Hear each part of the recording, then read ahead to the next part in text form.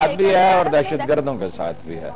ये जो आज आलम इस्लाम में मसला है सारा, यानी इराक में जो लोग मर रहे हैं और इवन चीचनिया में जो लोग मर रहे हैं, कश्मीर में जो लोग मर रहे हैं और अफगानिस्तान में भी जिस तरह से उसने फौजी अलगार की और जो आमकाना पॉलिसियां अपनाई, तो अमेरिका खुद टेररिस्ट है।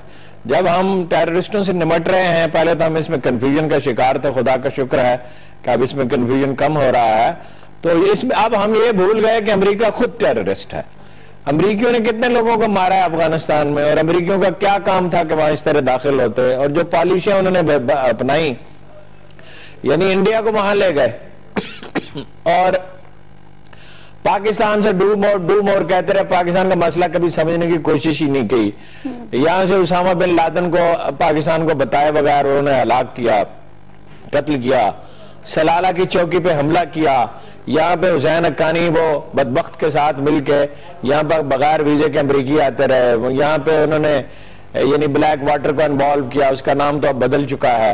यहाँ पे इंटेलिजेंस का नेटवर्क बनाया, यहाँ वो ये कह रहे थे कि हमें पूरी ट्रांसपोर्ट, मुझे याद है, मॉनिटर करने के इख्तियारात दिए जाएं, यानी वो इंटेलिजेंस का नेटवर्क ऐसा बनाना चाहते थे जो ISI से भी ज्यादा मजबूत हो।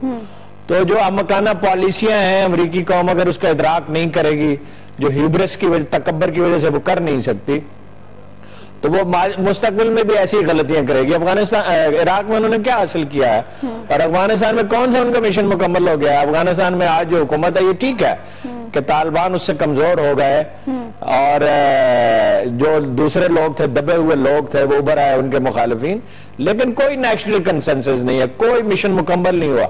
अफगानिस्तान में एक नेशनल कंसेंसस मौजूद था तालिबान के नमूदार होने से पहले, नजरियाती तौर पर, अगरचे इक़्तिदार की जंग थी, वो कंसेंसस ये था सदारती निजाम होगा, शरीक कवानीन होंगे, गैर मुल्की कर्जे नहीं लिए जाएंगे, बड़ी फौज नहीं बनाई जाएगी, और यानी एक खुद मुख्तार मुल्क होगा।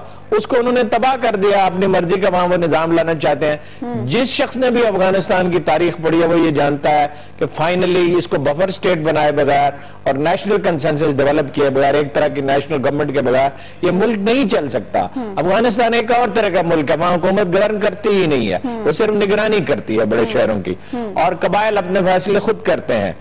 और एक आम अफगानी जो है दूसरे मुल्कों के बरक्स अपनी हुकूमत से कोई मुतालबा नहीं करता, कोई सफाई का निजाम और कोई बिजली और कोई रोजगार का बंदोबस्त, और सड़कें तो खैर बनाई गई हैं, अब किसी चीज का वो मुतालबा ही नहीं करता। अफगानिस्तान में कोई भूख से नहीं मरता, दिल्ली में रोज 25 आदमी भूख से मरते हैं। कबायली माशरा, और कबायली माशरा सदर ओबामा साहब को और अमेरिका के मुफक्करीन कराम को मालूम होना चाहिए, एक कबायली माशरा एक हिस्टोरिकल प्रोसेस में जदीद माशरा बनता है। पहले रूसियों ने झक मारी, वहां 13 लाख आदमी मार दिए, यहाँ बड़े बेशर्म तरक्की पसंद है जो अब भी उनकी सपोर्ट करते हैं, और इसके बाद अमेरिका ने किया, और यहाँ अब जो सो कॉल्ड लिबरल्स हैं अमेरिका की गोद में जा बैठे। अमेरिका रूलर्स का मसला है, मसले हल करने का जरिया नहीं है। अमेरिकन इंपीरियलिज्म ने दुनिया में जगह जगह जख्म लगाए हैं इंसानों पे। ओबामा बेचारा एक कमजोर आदमी है, वो क्या कह सकता है, वो तो अपनी लोकल पॉलिटिक्स के पर्सपेक्टिव में बात कर रहा था। अच्छा हबीब साहब, वो कह रहे हैं कि पिछले 13 साल में हमने बहुत से सबक सीखे हैं जो महंगे पड़े हैं।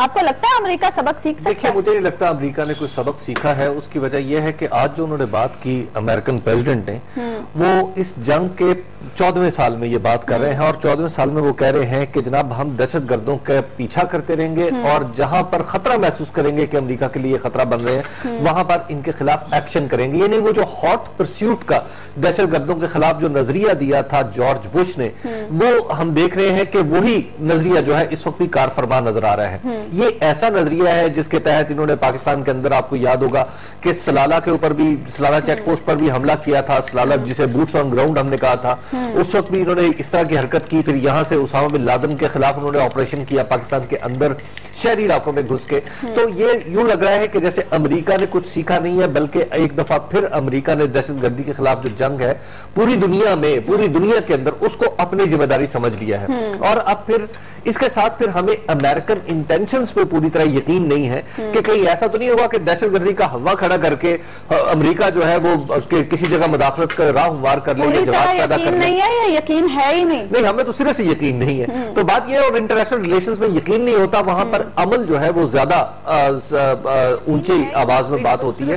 तो लिहाजा अब हम जैसे देख रहे हैं कि मशरिक़ वुस्ता में जो दाइश का मामला है, तो आज मुझे अमेरिकन प्रेसिडेंट की महसूस हो रहा था कि जैसे दाइश का मामला भी कुछ लोग जो बात करते हैं जो दाइश इसको उभारने में अमेरिका का कोई हाथ है, तो ये लगता है कि जैसे यस बात कहीं ना कहीं किसी हद तक ये बात दिल को लगती है, क्योंकि अमेरिका आज भी फिर अमेरिका को जवाब मिल जाता है दाइश की सरकोबी के लिए, मशरिक़ वुस्ता में अपने क़याम को तबालत देने के लिए। तो ये ऐसा मामला है जिस पे हमें गौर करना चाहिए और अमेरिका को ये समझाना चाहिए कि जनाब आप थोड़ा सा सब्र करें और ये जो हॉट परस्यूट वाली आपकी पॉलिसी है इस पे जरा एक दफा